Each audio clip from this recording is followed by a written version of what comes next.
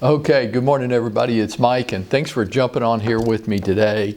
You know, most agents carry an attitude and an approach to negotiation that is either unproductive or sometimes just downright toxic. They're completely attached to the outcome and their ego takes center stage to the point at which they just can't be effective. It's very hard to deal with them, right?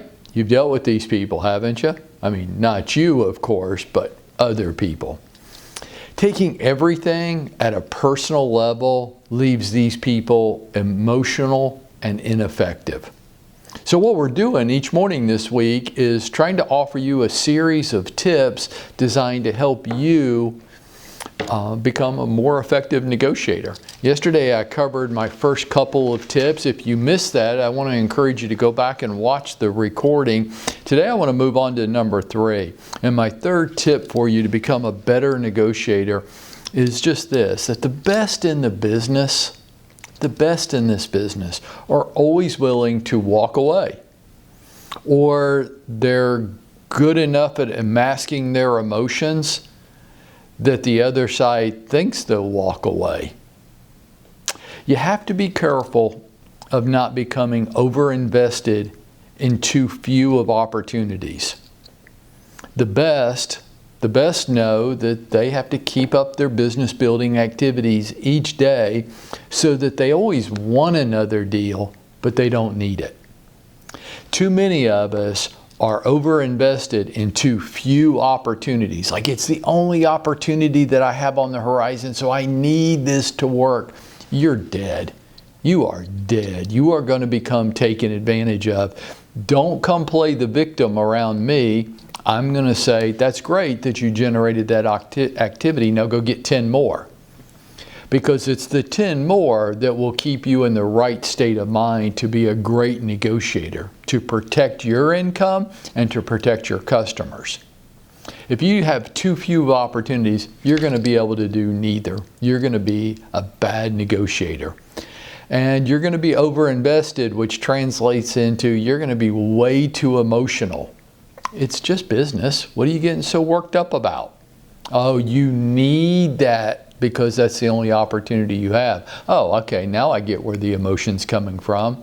I would encourage you to always want another deal, but not to need it.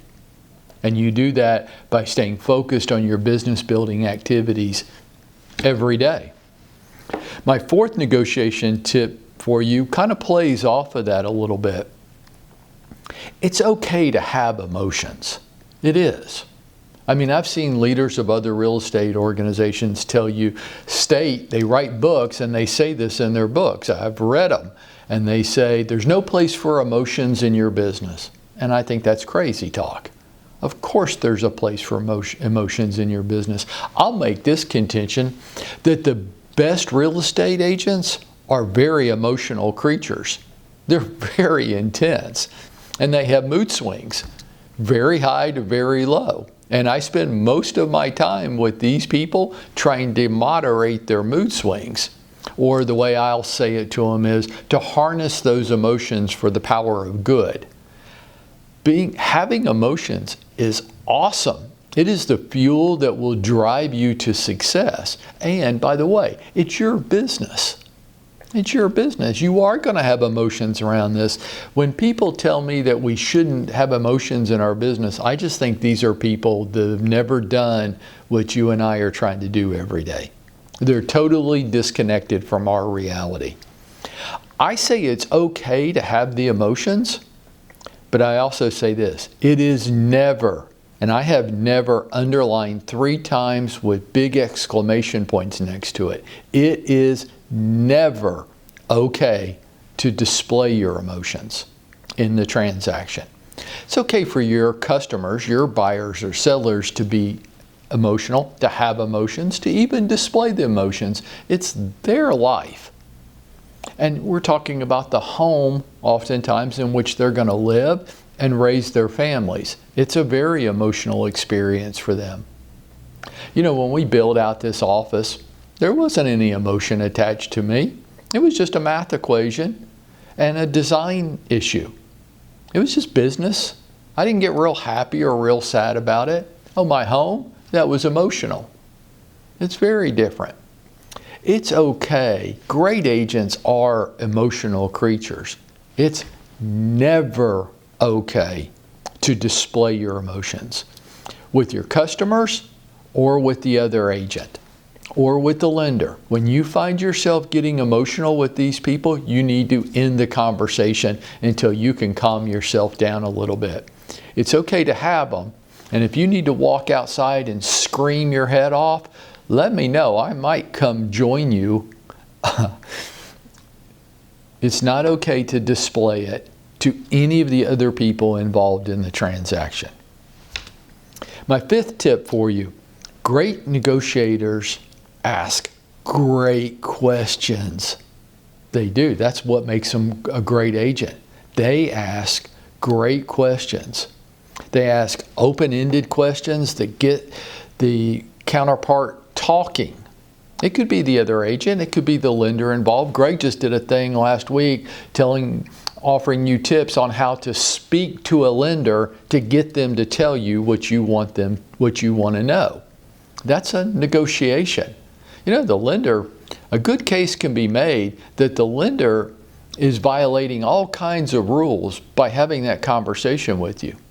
That's confidential information. Those people's financial situation, it's none of your business.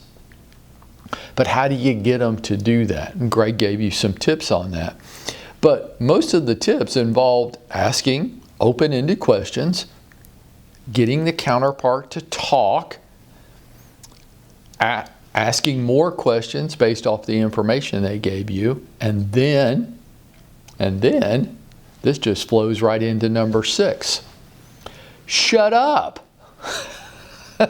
Shut the hell up. That's what my tip is for number 6. Shut your ass up. Listen to what the people are telling you. Listen to what they're telling you. Listen with the intent to understand, not to respond. Okay, almost all of us are doing this. It is just part of being a human being. I'm listening. You're listening, waiting for the person to take a breath so you can start talking again. You're listening with the intent to respond. Don't. Great negotiators listen with the intent to understand. Perhaps not agree, but to fully understand where your counterpart is coming from, what their goals and motivations are, what their reasoning is, what their perception of the world around this situation is, because you can't effectively negotiate with them until you understand where they're coming from. You already know where you're coming from. You don't need to talk. Ask great questions and then shut the hell up and listen to people and try to understand where they're coming from. You know, silence is powerful. And it's part of human nature to be uncomfortable with silence. And people will rush to fill the void that silence creates. Let them. Let them. He who's asking the questions is in control of the conversation. He who's talking all the time is not in control of the conversation. Keep your personal power.